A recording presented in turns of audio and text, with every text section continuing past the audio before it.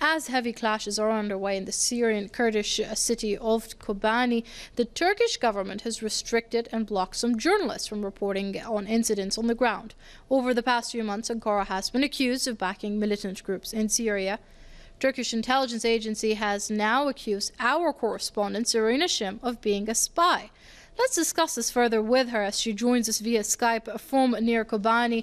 Now, Serena, are you a spy?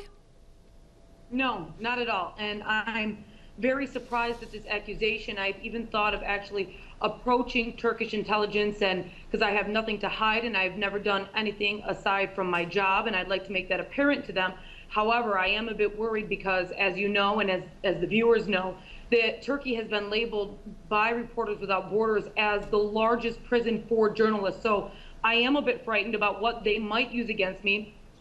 We were some of the first people on the ground, if not the first people, to get that story of those Takfiri militants going in through the Turkish border from the Bab al-Hawa Rihanli border, being sent in. I got images of them in World Food Organization trucks. It was very apparent that they were Takfiri militants by their beards and by the clothes that they wore, and they were going in there with NGO trucks. And I just find it very odd.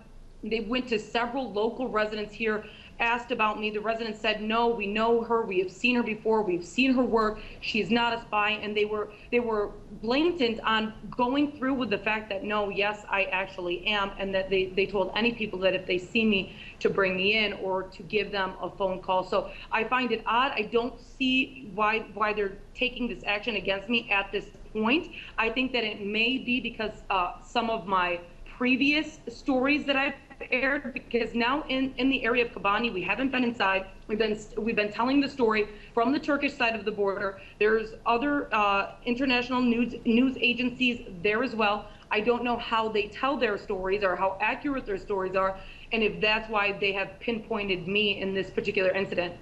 Oh, but I have spoken with a lawyer as of late, because if they do take me in, I do want to be ready, and I want to be able to, see where we can take this case legally.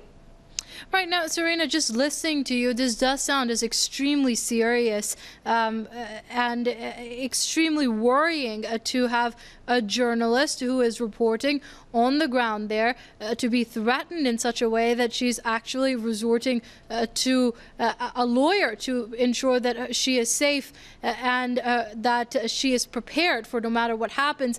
Now, how much of this do you think is because of your reporting? You've been reporting on the Turkish role per se, on and off regarding Syria, haven't you? Right, and that's what I think it is. I think that it's definitely because of the reporting about Syria, and particularly from the city of Hatay, not necessarily from the city of Kobani, because it's obvious more so what's happening there. But the other reports that I had done were about, at the time, the Free Syrian Army, the so-called Free Syrian Army going in and catching these Takfiri militants and getting the passport stamps and getting first-hand information that they were actually inside while Turkey was still hiding this. I think this has a lot to do with it, and I think they want to know why I'm back. And another thing that they said is that I'm spying and that I'm working with the Turkish opposition, but it's only logical that I would speak with the Turkish opposition just the same way I would speak with other parties, and the same way that I would speak with the AK party as well, because that's my job.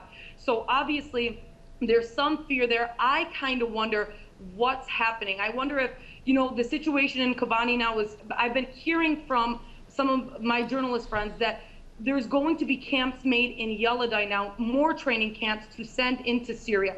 I wonder if they think that I'm going to, focus on a different area and that I'm using the umbrella of Kobani and I'm actually getting in here to do some type of investigative journalism, because I don't see it just being specifically in that area. And it just gives me the feeling that something is boiling and something is brewing that they think that I'm here to catch. And Serena, if you could just venture an opinion on what may happen next, because you're going to continue reporting on the ground as far as Kobani is concerned. And of course, you've been reporting as transparently as possible, and it seems that the Turkish government isn't very happy with that. Right. Well, I'm hoping that nothing's going to happen, that it's going to blow over. I would assume that they're going to take me in probably for questioning. And the next hope is that my lawyer is good enough to get me out as soon as possible. And before I let you go, Serena, do you think that this campaign by the Turkish intelligence against you is also warning to other journalists who are reporting on the ground over what and how they might report? Right, I definitely do. And I've been reporting about that for, a year or so while I was in Turkey previously.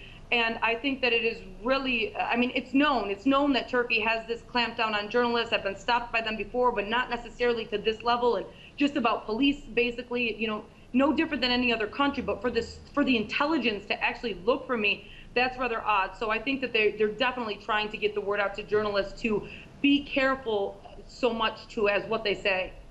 All right, our correspondent Serena Shim there reporting to us from near Kobani via Skype. Serena, keep up the reporting and stay safe.